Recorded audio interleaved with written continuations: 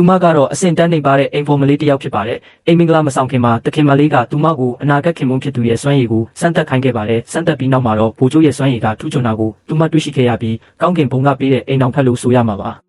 တို့ပေမဲ့စာမွေးပွဲအောင်တဲ့လူပြိုကြီးမှာတော့ကလေးမရနိုင်တဲ့ယောဂခံရှိနေပါတယ်ဒါကြောင့်တခင်မလေးကတွန့်ဆုတ်မနေပဲဗိုလ်ချုပ်ကိုလက်ထပ်ဖို့ရွေးချယ်ခဲ့ပါတယ်တို့ပေမဲ့အိမ်အောင်ကြပြီးနောက်မှာတော့ဗိုလ်ချုပ်ရဲ့စရိုက်ကကြမ်းတမ်းပြီးနူးညံ့မှုဆိုတာလုံးဝမရှိတာကိုသူမတွေ့ခဲ့ရပါတယ်သူမကတော့ဒီအရာအလုံးကိုအိမ်ဖော်မလေးရဲ့အပြစ်လို့မြင်ခဲ့ပါတယ်အိမ်ဖော်မလေးကစာမွေးပွဲအောင်တဲ့လူပြိုကြီးရဲ့နူးညံ့မှုကိုအရင်တွေ့ပူပြီးသူမကိုမှားယွင်းစွာလက်ထပ်မိအောင်လမ်းကြောင်းလွှဲခဲ့တယ်လို့ထင်ခဲ့တာပါပြီးတော့လည်းအိမ်ဖော်မလေးကိုခွေးကျွေးဖို့အထိအမိန့်ပေးခဲ့ပါသေးတယ်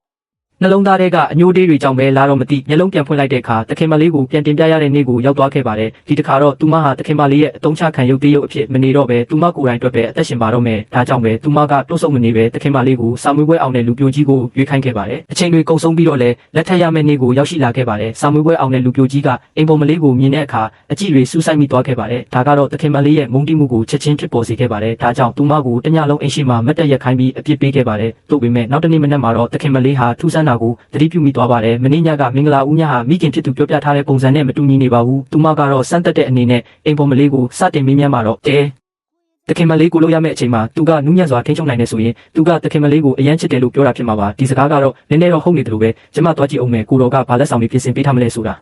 တခင်မလေးရဲ့ထွက်ခွာသွားတဲ့အရေးကိုကြည့်ပြီးအိမ်ပေါ်မလေးကသူမအတွက်အချိန်သိမ့်မကြံတော့မှန်းသိလိုက်ရပါတယ်စာမွေးပွဲအောင်တဲ့လူပြိုကြီးရဲ့ယောဂအကြောင်းကမကြခင်ပေါ်ပေါက်လာတော့မှမို့ဒီမတိုင်ခင်သူမကဒီနေရာကနေထွက်ပြေးဖို့နီးလန်းရှာရပါမယ်ဒီနေ့မှာတော့စာမွေးပွဲအောင်တဲ့လူပြိုကြီးကတရင်ကောင်းတစ်ခုယူလာခဲ့ပါတယ်ဗိုလ်ချုပ်ကအိမ်မှာပန်းချီပွဲလုပ်ပြီးသူတို့ကိုအတူလာဖို့ဖိတ်ကြားထားတာပါဒါကတော့အထက်လူကြီးတွေနဲ့ရင်းနှီးဖို့အခွင့်အရေးကောင်းတစ်ခုပါပဲတခင်မလေးကဗိုလ်ချုပ်အိမ်ထဲခြေချလိုက်တာနဲ့နောင်တရားစိတ်တွေဖြစ်ပေါ်လာပါတော့တယ်ဗိုလ်ချုပ်မှာသာယောဂမရှိရင်ဒီနေရာကအရာအလုံးကသူမပိုင်ဆိုင်ရမှာပါတခင်မလေးကိုတော်ကတခင်မလေးကိုဒီလောက်ချစ်တာတခင်မလေးဒီလိုပြောတာကိုကိုတော်ကြားသွားရင်သူအယံဝမ်းနေမှာပါအိမ်ဖော်မလေးကသူမကိုအကြံပေးရတဲ့အတွက်တခင်မလေးကချက်ချင်းပါရိုက်လိုက်ပြီးအိမ်ဖော်မလေးကတော့ကျမ်းပြင်ပေါ်မှာဒူးထောက်ပြီးတောင်းပန်ပါတော့တယ်မြင်မြန်ထားလိုက်ဆန်းကားကိုရှက်အောင်လုပ်တာလားမဟုတ်ရင်မင်းရဲ့အသားရည်ကိုခွာပစ်လိုက်မယ်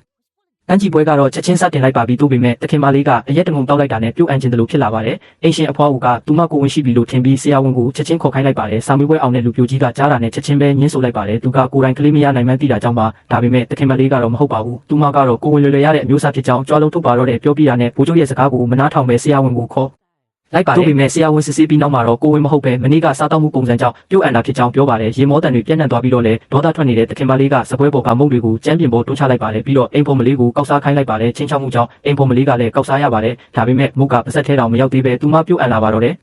ဒီပုံစံကကိုဝင်ရှိတဲ့သူလိုဖြစ်နေပြီးလူတွေကတော့စတင်ဝေဖန်ပြောဆိုကြပါတော့တယ်ဒီကလေးကဘသူကလေးလဲဆိုတာပြောနေကြတာပါတခင်မလေးကကြားတာနဲ့မျက်နှာမဲသွားပြီးအိမ်ပေါ်မလေးကိုတင်းတင်းမာမာမင်းမြန်းပါတော့တယ်နောက်ဆုံးမှာတော့ရာသီလာ2လရှိပြီဆိုတာသိလိုက်ရပြီးဒါဟာမင်္ဂလာဦးညနဲ့အချိန်ကိုက်ဖြစ်နေပါတယ်သူမရဲ့ခံမှန်းချက်ကိုအတည်ပြုဖို့ဆရာဝန်ကိုအိမ်ပေါ်မလေးရဲ့တွေးခုံလုံးကိုစစ်ဆေးခိုင်းလိုက်ပါတယ်ဒီမင်းကလေးရဲ့တွေးခုံလုံးအရသူမမှာကိုဝင်2လရှိနေပါပြီတခင်မလေးကကြားတာနဲ့ဒေါသထွက်လုံးလို့ဒီအဖြေကိုလက်မခံနိုင်ဖြစ်သွားပါတယ်အိမ်ဖော်မလေးကိုတေအောင်ရိုက်တက်ပြီးဒေါသကိုဖြေဖို့ကြိုးစားပါတော့တယ်တို့ပေမဲ့အဲ့ဒီအချိန်မှာပဲဗိုလ်ချုပ်ကရုတ်တရက်ထလာပြီးကလေးကသူ့ကလေးဖြစ်ကြောင်းအတည်ပြုလိုက်ပါတယ်ဒါပေမဲ့တခင်မလေးရဲ့အမြင်မှာတော့ဗိုလ်ချုပ်ကဂုံတိတ်ခါအတွက်ကလေးကိုအတင်းဝင်ခံလိုက်တာပါမလို့ရင်ယောဂရှိတဲ့အကြောင်းကပြန့်နှံ့သွားပြီးလူတွေရဲ့ရင်မောမှုကိုခံရမှာမို့ပါဒါပေမဲ့ဗိုလ်ချုပ်ကတော့လူတွေရဲ့ဝေဖန်မှုကိုဂရုမစိုက်ပဲအိမ်ဖော်မလေးကိုနောက်ဖေးကမ်းမှာကောင်းကောင်းမွန်မွန်ထားပေးဖို့ပြင်ဆင်လိုက်ပါတယ်စာမွေးပွဲအောင်တဲ့လူပြိုကြီးကတော့ဗိုလ်ချုပ်ဒီကလေးကတင့်ကလေးဆိုတာဘယ်လိုတေချာတာလဲကျွန်တော်ကလေးဖြစ်နေရင်ရောဒီကလေးကဘသူကလေးလဲဆိုတာကျွန်တော်ထက်ကိုတော်ကပိုသိမှာပါဒါမှမဟုတ်ကျွန်တော်တို့ဆရာဝန်ကိုပြန်ခေါ်ပြီးကလေးကဘသူကလေးလဲဆိုတာအတည်ပြုကြမလား